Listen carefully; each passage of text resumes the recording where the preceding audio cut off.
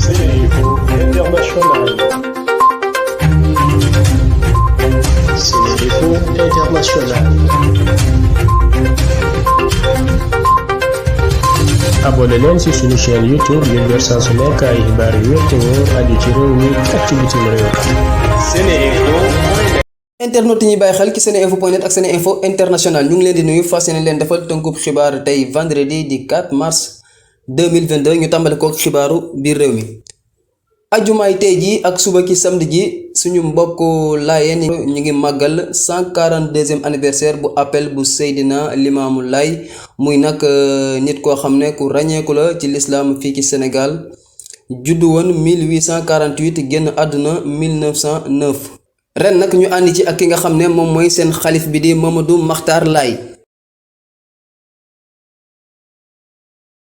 gàmmu Nigéria te ñu ci màggal juddug Cheikh Ibrahim Niass Baye dinañ ko amal suba samedi 5 mars foofu la ci Nigéria ci fu ñuy wax état bu Zamfara ki nga xam ne nag moom mooy xalif général bu Medina Baye di Cheikh Ibrahim Niass ànd na ak ab délégation boo xam ne ñoom sax jot nañu yegg démb foofu la ca Nigéria ki leen teetu sax moom mooy Mohammed Sanusi II mi nga xam ne moo nekkoon émiru Kano te fi mu nekk nii moom mooy xalif bu Baye Niass foofu la ca Nigéria ñu fàttali rek nekkoon foofu la ca Nigéria Cheikh Ibrahim Niass am na fa ay millions ci ay taalibe.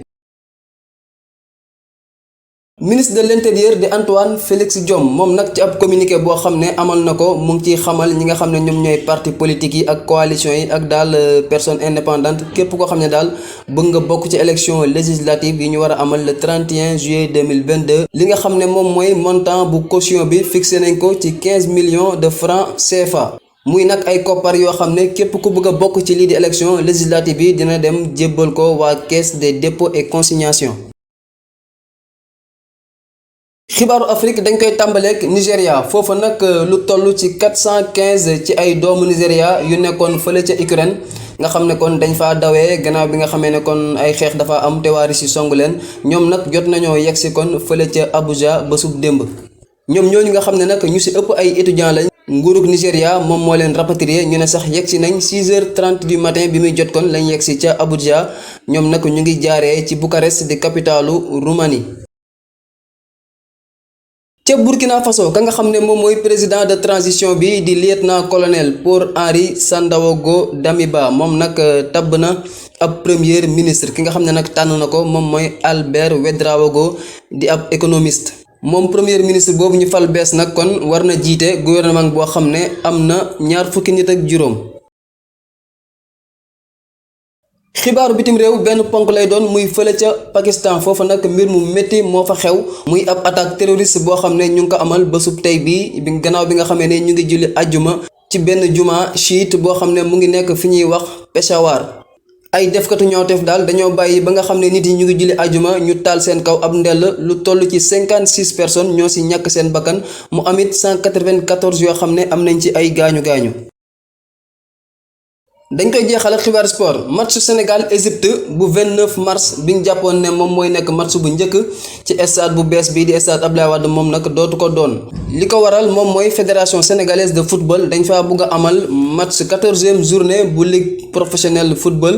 te nga xam ne ñi ci war a daje moom mooy Guédiawaye FC ak AS Pikine loolu nag dina tax ba waa fédération sénégalaise de football dinañ mën a tester mbir yu bari ci wàllum organisation bi lii la ñuy indiloon tey ci ay xibaar dafal seen teewlu lañ jox daje ëllëg jaa ngeen jëf.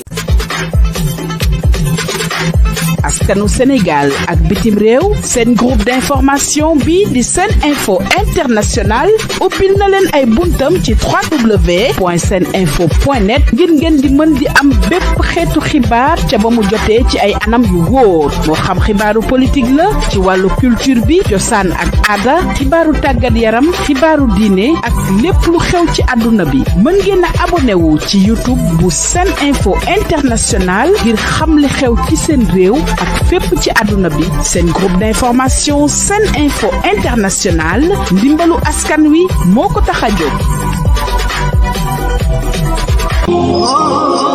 ana lan ngeen doon wuti ca Makka muy jàllaaba muy cuuraay muy bépp accessoire buy jógee Makka ana lu ngeen di wuti Makka lépp loo xam ne da ngeen koy jëli ji ba Dubaay lépp loo xam ne da ngeen koy jëli ji maanaam foofu nga xam ni moom moo di ca Makkatul Mukarram am na fii nga xam ni moom moo di ci Saloum Jidda nekk fii ca 48 rue Fleuris angle Paul Hall muy li nga xam ni moom moo di ijab yi nga xam ni kat moom la jigéen ñi di muuro muy li nga xam ni moom moo di cuuraay muy zamzam muy lépp loo xam ne da di abaya wala sijaada lépp li nga xam ni moom ngeen ca bëgg ñëw leen fii nga xam ni moom moo di 48 rue Fleuris angle Paul Hall da ngeen bëgg li nga xam ni kat moom moo di oud wala ambre VIP muy parfum yu amaanaa yooyu di bàyyeekoo Makkatul Mukarram wala foofu nga xam ni moom moo di kat ca Dubaay jalaaba yaa nga wook kurus yaa ngi fi mbaxane yaa nga fa parfum oud yaa nga fa sijaada yu baax yaa nga fa kaamin yaa nga fa lépp looy soxla te muy jugee Makka te muy jugee Dubaay ñëwal fii nga xam ni moom moo di Saloum Jidda 48 rue Fleuris angle Paul Hall marché Sandaga Dakar bazin yu baax sax am nañ ko bazin yu baax a baax ca Saloum Jidda rawatina nag lem yoo xam ne ña nga jugee Makka yi miel jëlal gaaw 77 356 32 32 77 356 32 32 wala 77 562 24 24